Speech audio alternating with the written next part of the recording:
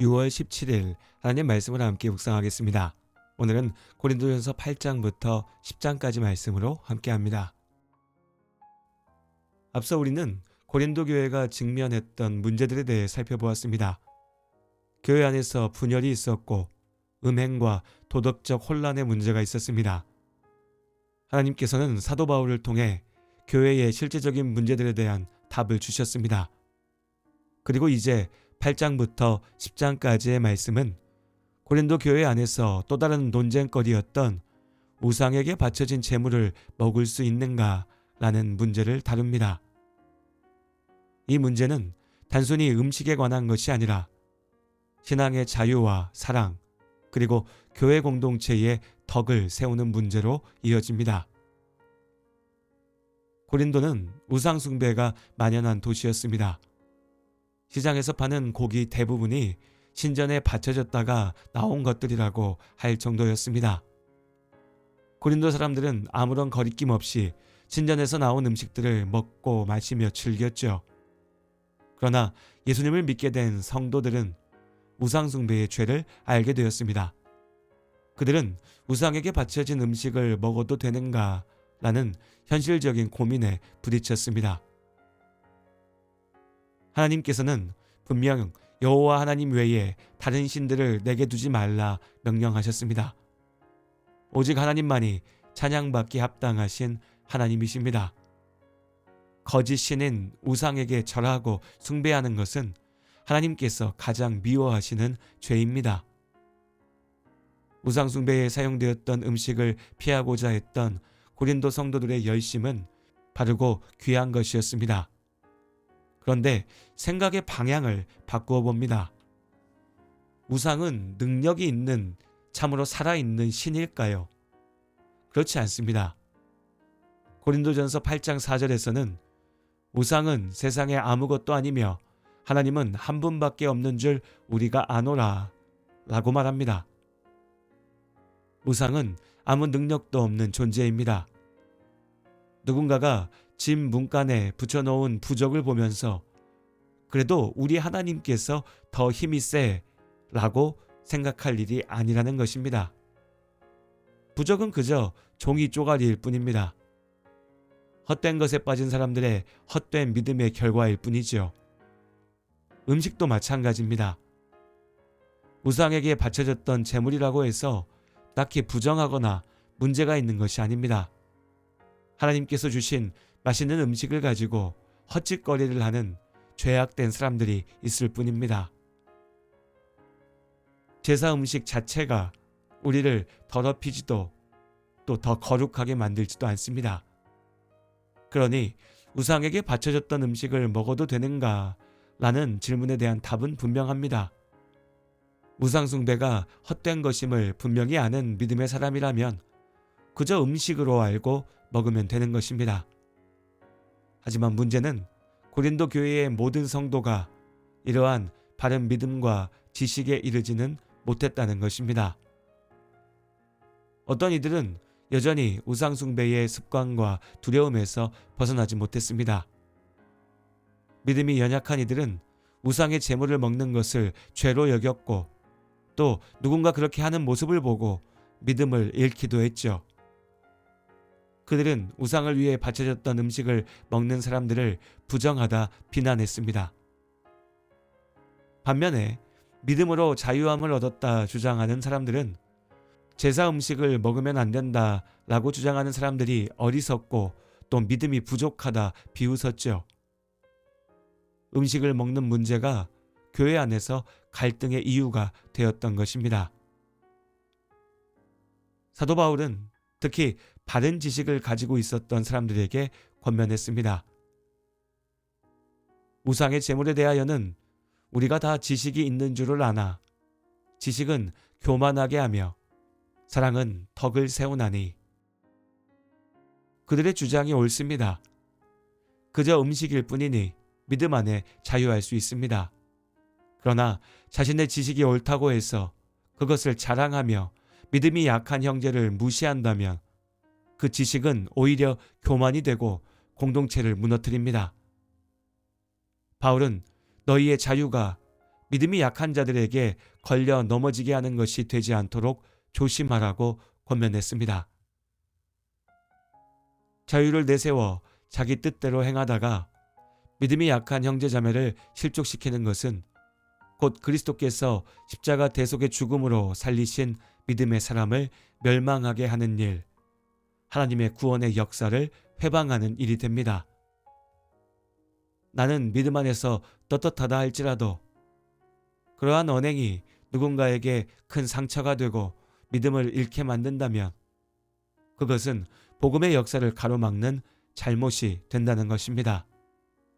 그렇기에 바울은 만일 음식이 내 형제를 실족하게 한다면 자신은 우상숭배에 사용되었던 음식을 절대 먹지 않겠다라고 말합니다.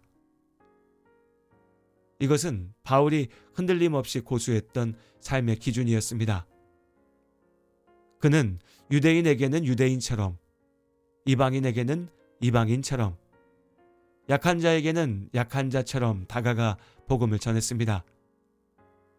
모든 것이 가능하더라도 오직 하나님의 영광을 위하여 할 수도 있고 또 하지 않을 수도 있다는 것입니다. 바울의 중심은 하나님께 있었습니다. 현대 우리의 교회 안에서도 비슷한 갈등을 찾아볼 수 있습니다. 신앙의 자유를 내세워 약한 이들을 무시하거나 또 반대로 전통이나 관습을 절대화해 서로를 정죄하는 모습이 있습니다. 바울은 분명히 말합니다. 죄악된 행실에 대해서는 단호해야 합니다. 그러나 서로를 비난하고 정죄하기 전에 먼저 사랑으로 품고 약한 자를 위해 내 자유를 절제하는 것이 그리스도인의 길입니다. 신앙의 자유는 소중하지만 그 자유를 사랑으로 절제할 때에만 공동체가 세워집니다.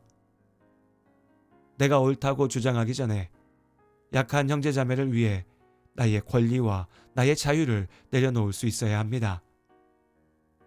모든 일을 하나님의 영광을 위하여 사랑으로 행하는 우리가 될 수 있기를 바랍니다. 이것이 사도 바울이 우리에게 보여준 복음의 삶이며 오늘 우리 모두가 따라야 할 믿음의 길입니다.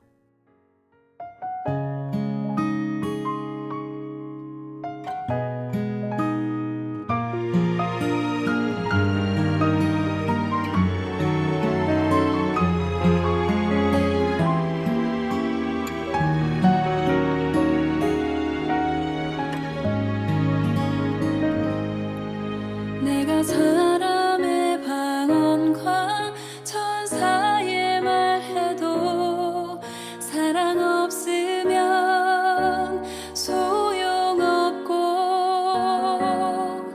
예언하는 능력 있어 모든 비밀 지식 사랑 없으면 소용없도다. 내가 내게 있는 모든 것으로 구제하고 또 내 몸을 사르게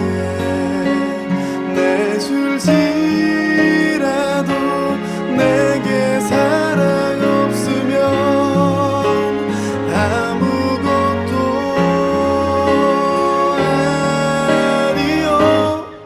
사랑은